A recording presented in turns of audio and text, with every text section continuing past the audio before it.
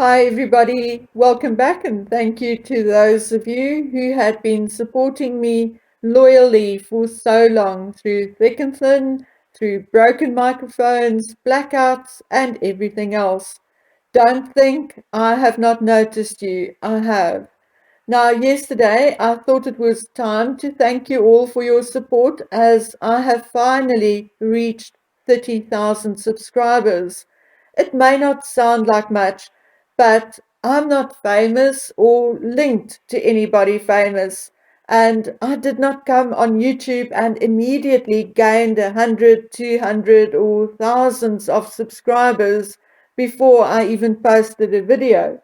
No, I worked and worked, and for almost a year I had about 80 subscribers. That is until Yankee Wally noticed my channel and liked one of my videos, and it went up from about 200 subscribers to 8,000 to just over 10,000 right in front of my eyes and in one day.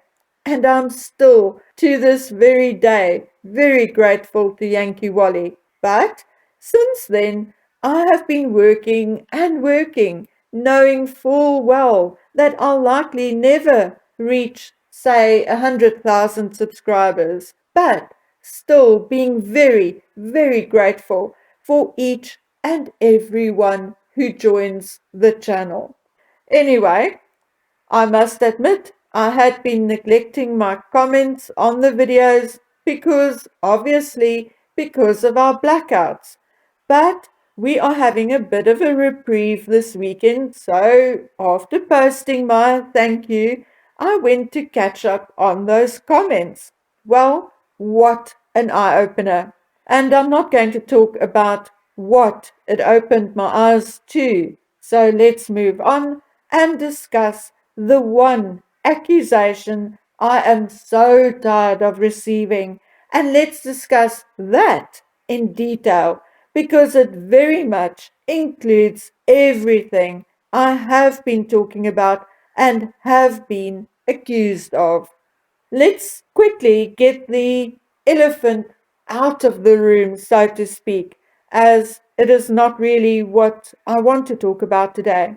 For those of you who are new to the channel, I was born and live in South Africa. And although born here, my maiden name is Grant, and my brother still carries the Scottish family names. And we were still brought up with European values and according to the European culture.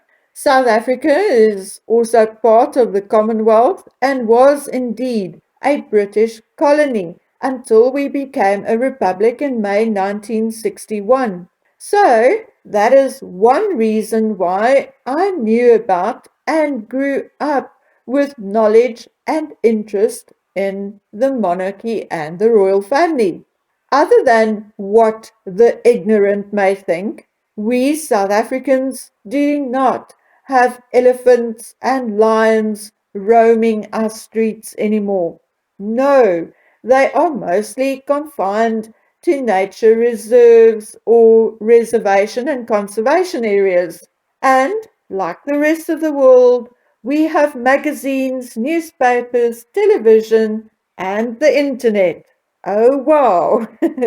And to this day, the Queen and other royals appear on the front covers of our local publications, in our news, and on our television screens. But the United Kingdom is more than just a monarchy and royals to us South Africans.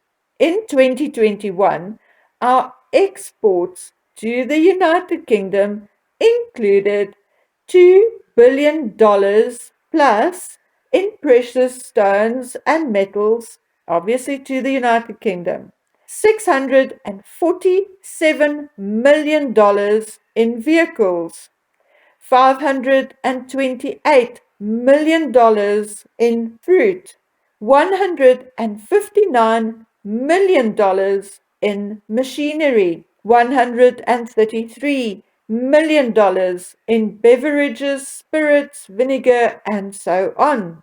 Now, just to get you all on the same page, $2 billion is 33,745,190,000 rand, or then 1,661,800,000 more or less. Okay? We also import things like printed books, newspapers, beverages, technical and medical apparatus, pharmaceutical products, and so forth from the United Kingdom. Now, neither list of imports or exports is actually complete. You can go Google it if you really wish. I don't want to bore you. But I think the picture I'm painting should be very clear to anyone with half a brain cell. So please, those people I blocked yesterday, those who so wholeheartedly agreed with him that what happens in the United Kingdom has nothing to do with me, I know you can still listen, but are only blocked from commenting. Well, now you can either go back to school or go take your pills, okay? Of course, what happens has an effect on me here in South Africa. It has an effect on me, my neighbors, my town, my entire bloody country. And lo and behold, whether you like to hear it or not, what happens in my country will eventually affect you too, wherever you may be. It will impact the cost and or availability of everything on your shelves or in your stores that you may take for granted and likely don't even know where it comes from. And this applies to everyone, not just those in the United Kingdom or the United States. It does not matter where you live, whether you live in France, India, the Netherlands. And I'm mentioning the Netherlands in particular because in 2020, South Africa imported $5.21 million in trees, plants, flowers, $4.94 million in felt, yarns, twine, non-wovens, etc. $4.4 million in cereal, flour, and 4 million in products of animal origin from the Netherlands. Again, to put it in perspective, $5 million is 4.9 million euro, and that alone is what we imported from the Netherlands in plants and flowers in 2020.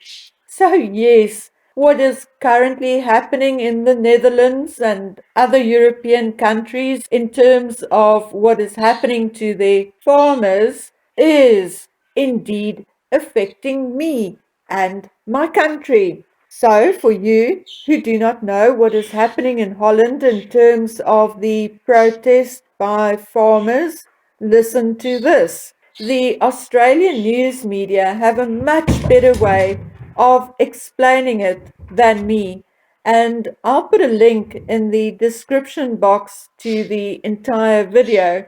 What I'm playing here is just a snippet.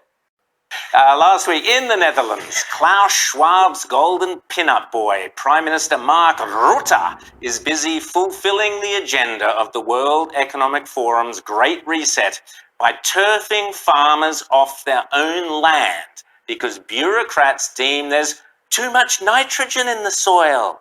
Ooh, this is the Great Reset that I've been warning you about for months, if not years, on this show.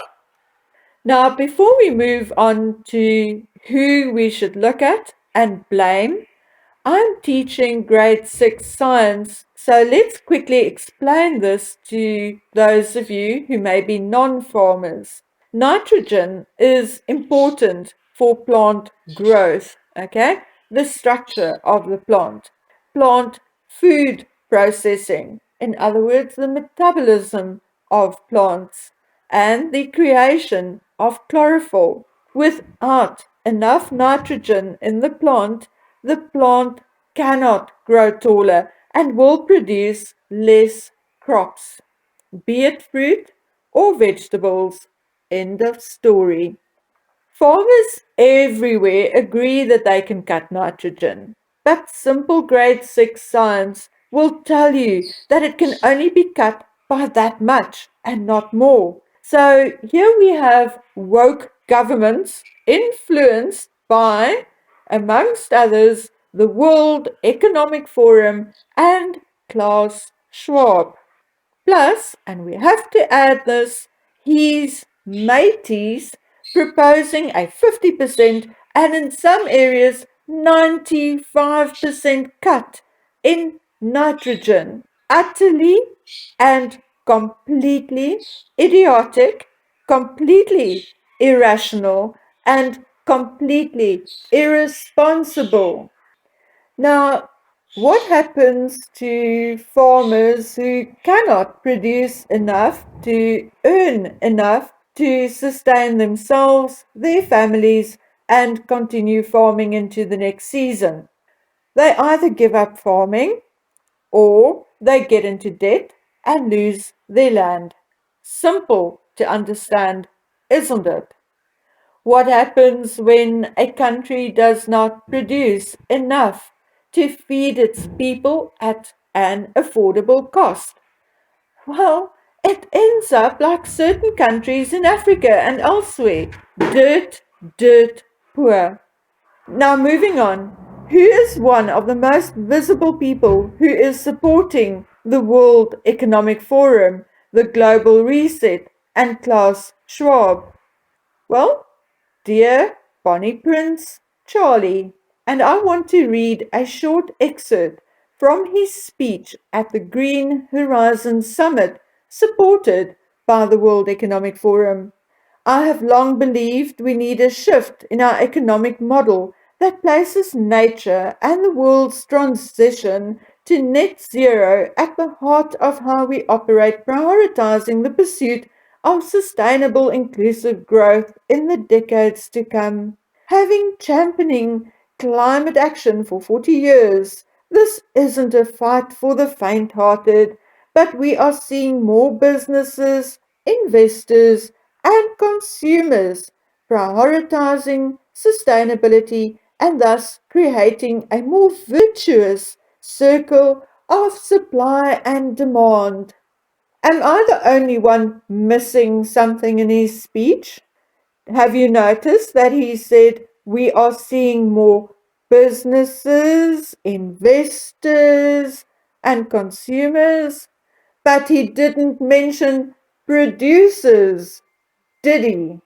Anyway, this is also said by the man who has not gone hungry one day in his life and whose virtuousness has been in question many times. But let's carry on reading. He carries on blah blah blah. I'm afraid we are literally at the last hour and there is a real urgency for action. Blah blah blah. In September to mark Climate Week, I called for a new Marshall-like plan for people, planet and nature. I look forward to detailing and mobilizing action for this plan. Okay, let's look at his words.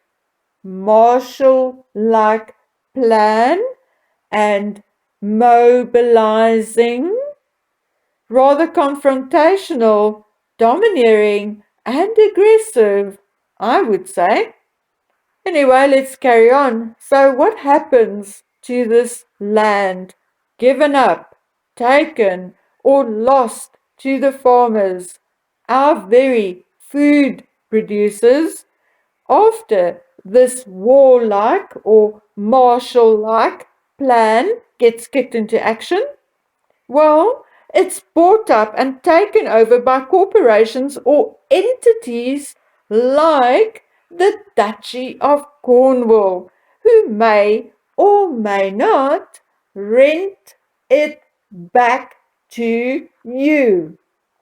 Alternatively, they will go on to work the land and sell its produce to you. All money from the proceeds to go into their very deep, deep pockets. Amen. End of story. So, MA or whoever you are, telling me I have to sweep in front of my own door before criticizing? I am doing just that. I am informing people of what I read, what I see, and of what I fear. I understand the devastating effect the downfall of any other country's leadership, economy, and industry will have on me and my country. What some uninformed people do not understand is that what is happening in the United States and European countries has already happened here where I live. We already experienced the opening of our borders and the influx of migrants and refugees. We already experienced the devastating effect of it. We went through the so-called repatriation of land or redistribution of land by our government, where many farmers did lose their land. We are currently in a scenario where there is a shortage of power. There is just not enough resources, skilled people, and too much corruption to provide everyone with electricity and services. We have been there, we experienced it, and no one can even predict whether we will ever recover from it. And MA and her buddies, maybe they are bots for all I know, want to come and tell me I have no right to speak out about seeing things which I had seen before, to discuss it with my family and friends in the United Kingdom and elsewhere, and then to cover up their own ignorance, they dare pull out the race card. Don't you bloody dare do that on this channel ever again. Having gone through what we have gone through and still going through in a way, we had to adapt. All of us, regardless of color, religion, or political affiliation. In my country, we only have each other for support. When I could not walk or talk 5 years ago, it was my friend Katrien Opperman who came to help out while my daughter was at work. It was her who helped me into and out of the bath. Do you think it mattered to me or her that she was slightly more tanned than me? When I had a medical emergency a little over a week ago, do you think it mattered to me that the kind nurse who assisted us looked slightly different from me? You must be truly sick to think so. No, I appreciate and respect her for being there with me after midnight, being loving, caring, respectful, and kind when the rest of the world was sleeping blissfully and unaware. I have neighbors and friends who may not be the same color, same religion, or even the same political ideology. But we don't care. We are way beyond caring, or maybe minding is a better word. And as important as this channel has become to me, my community, my support system, my neighbors are just as important.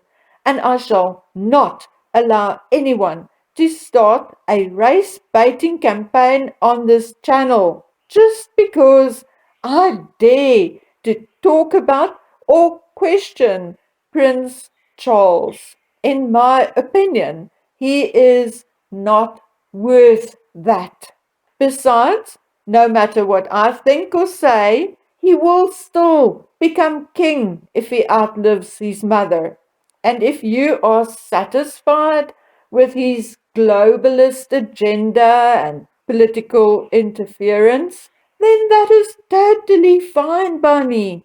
It still does not prevent me from pointing out proven facts to those who wish to listen.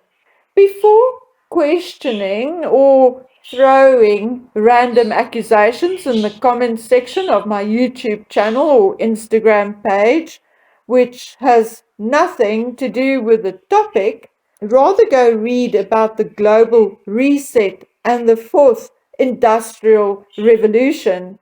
Go read about the so-called fusion of advances in AI, robotics, genetic engineering, quantum computing, etc., and ask yourself whether your leaders or your future king should be involved or supporting this. This will affect everybody, regardless of your nationality, color, religion. It will affect us, the working class, first. Race does not matter anymore, people. If I'm hungry, my neighbor will feed me. If he is hungry, I will feed him. End of story. Our neighbors are no longer our enemies. These globalist, elite, power-hungry destroyers of humanity are. Now, is Prince Charles one of them? I don't know. And that is for you to decide.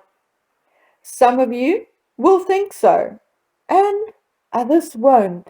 And that is okay, and it is completely fine. But at the very least, listen to the arguments for and against. And if you so wish, don't listen at all and go entertain yourselves with something else. That is fine too. And for the one person who thought he or she could threaten me by saying he or she knows my real name, well, I'm laughing at you because so does half the people on this channel, and I don't care. I don't have a criminal record. I do not own my own home at the moment. My vehicle is likely older than you, and I likely have less money in my bank account than you. So the only thing you can threaten me with is my life or the life of my children and grandchildren, in which case you are a criminal, and I won't hesitate to report you to the authorities, no matter where you are in the world. Okay, guys and girls, I don't like making these angry videos. I truly don't. I sometimes just feel like making videos about the royals and celebrities, fashion and clothing, or something equally entertaining and insignificant, or talk about art or books. But some things just need to be said. The old bookie, as someone referred to me in the comments, is still here. I still find things funny that maybe others do not. I still have a sense of humor, a wide interest in other things, but I'm also still the same bookie who started this channel, who is a mother and a grandmother, and who is worried about my children, my grandchildren's future. And for as long as I am around, I will do everything I can to try and ensure a safe and happy future for them. Okay, ladies and gentlemen, that was my rant for the day, and I promise you the next video will be a lot more entertaining and a lot more relaxing, because I need that relaxation as much as you do. So until we meet again on the next video, please take good care of yourselves. And before I go, the noises in the background is Haley Bailey, our adopted pup. And I cannot close the door today because my daughter is not here and she keeps looking for her. So until we meet again on the next video, which may or may not have Haley Bailey in the background, please take good care of yourselves. Bye.